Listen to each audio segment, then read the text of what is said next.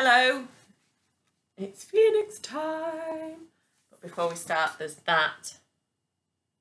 I'll give you a second to read, and then I'll read it anyway. The wolf threatens each one of us. The Astræus of the hearth cannot protect us from it, for it shatters every home. So, chapter 11. Hey, you guys, called Frolics. That evening his eyes gleamed with blue fire as he surveyed the scene in Bix's cabin. I heard you were working out. How's it going? Lucky's body ached all over. He'd mainly been Bix's punch bag. But somehow he didn't mind. She was a fantastic fighter, fierce and proud, yet she never gloated. She just got on with it. Let's just say she's winning, he admitted. Frolics grinned a huge grin. Don't feel too bad. Bix is the sharpest kid you'll ever meet. Anything she puts her mind to, she's brilliant. Okay, she can be a pain in the... Any time you want to do more training, Frolics, said Bixer, needles bristling. Frolics held his hands up.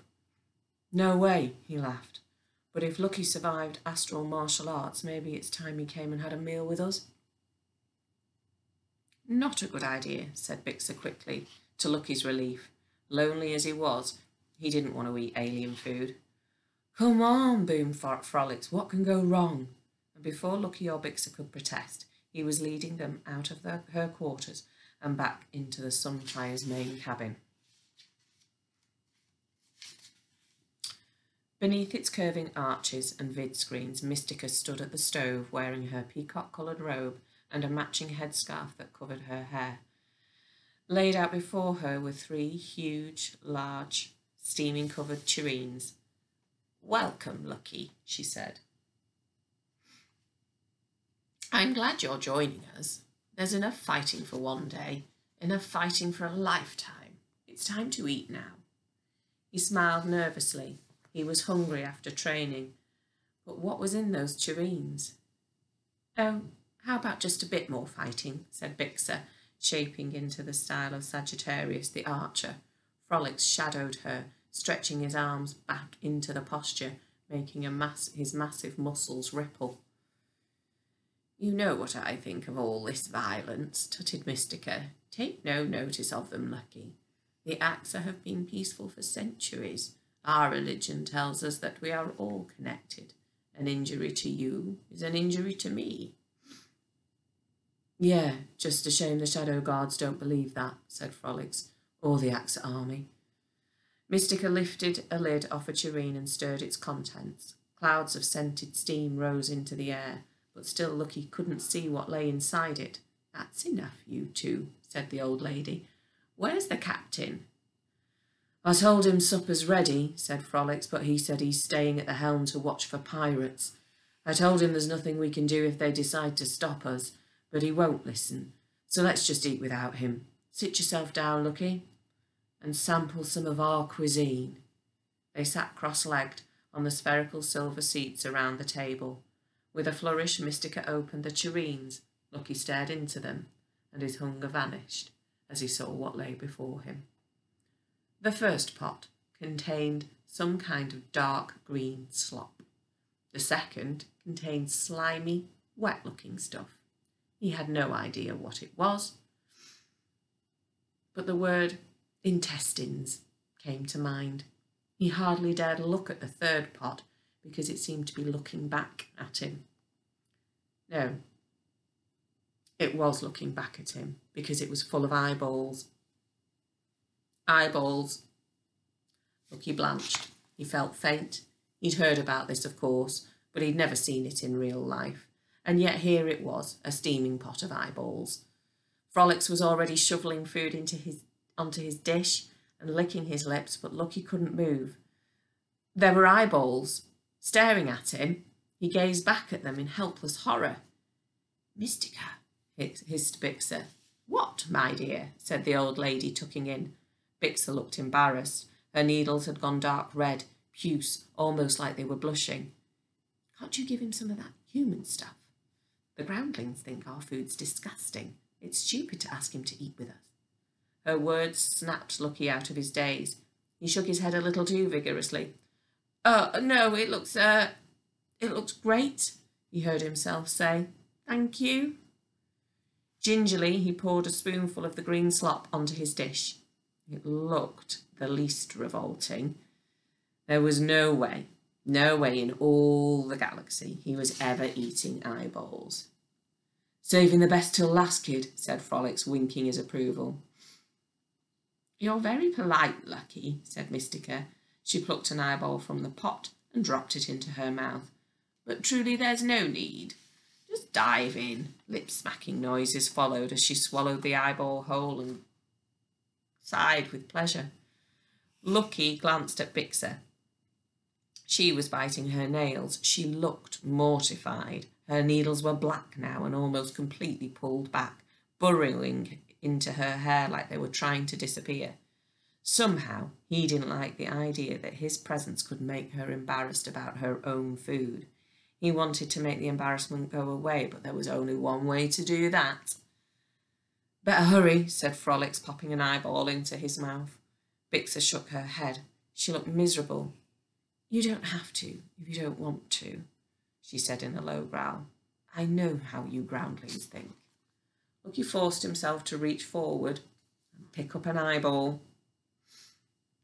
It was deeply unpleasant to touch, slimy, wet, and jellied.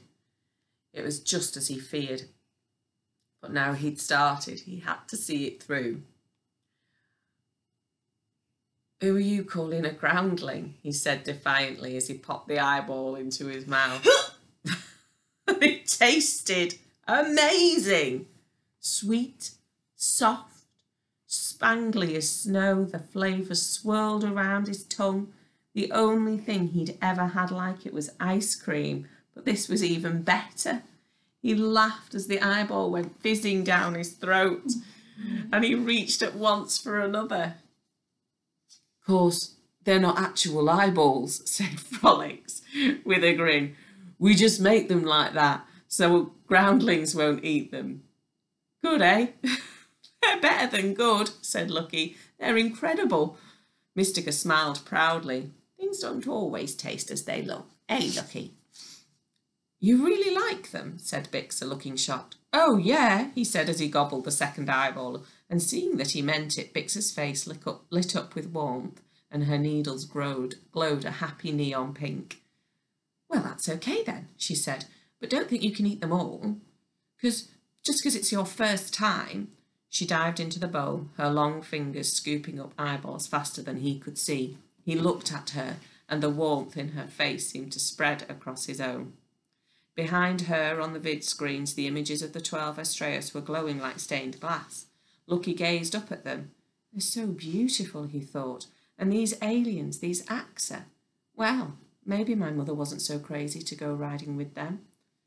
So, Lucky, said Bixer, we made a deal. I promised you some answers, right? He nodded. I just want to know what's out there in the war zone. What was the captain warning me about? Bixer glanced at Mystica before replying.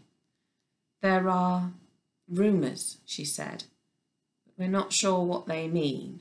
See, we came to the human worlds years ago, searching for a peaceful life, she paused. Never did find it. The problem, said Frolics, is that it's real hard to get reliable news through a space wall. It's even harder to get it from our home system, Aquarius, because it's under human blockade. We have family back there, and this past year we haven't heard a word from them. All we've heard is rumours. He scratched the base of his horns. Weird stories about a wolf that eats the stars. A wolf, said Lucky. A shiver ran through him. How can a wolf eat stars? We don't know, said Bixer in a low voice. But we do know the stars are scared. Lucky bit down on his lip. He remembered that vision he'd seen in the astrolabe, those scorching faces staring back at him. You talk about the stars as if they're alive. They are alive. He gaped at her. Surely she couldn't mean it. Is it true you worship the stars? He asked. Frolics laughed. Worship the stars? He scoffed, taking another eyeball. What a typical groundling idea. No, of course we don't worship the stars. But we love the stars. Without them, there'd be nothing, right? So we've got this greeting, from the stars we all come, and to the stars we all return, said Lucky, completing the phrase he'd heard his mother and Frolics exchange when they'd first met. That's it, you learn quick for a groundling. Most humans are completely ignorant about the stars. Hey, protested Lucky, that's not true. We have advanced science. We go from star to star all over the galaxy. Vixen rolled her eyes. You think you know everything with your science. There's more going on in the galaxy than your moon-brain science can imagine. So many things have been forgotten. So much secret knowledge has been lost. Mystica coughed. Mixer, enough. The humans have their beliefs too, and we should respect them. Please don't take offence, Lucky. Have another eyeball. A siren cut through the cabin. Captain Knox's voice crackled on the comm. Frolics, he called, I need you at the cockpit. Now, there's a skyhawk on our tail. That was chapter 11. And next it's chapter 12. So I'll read that next time. All right, take care. Bye.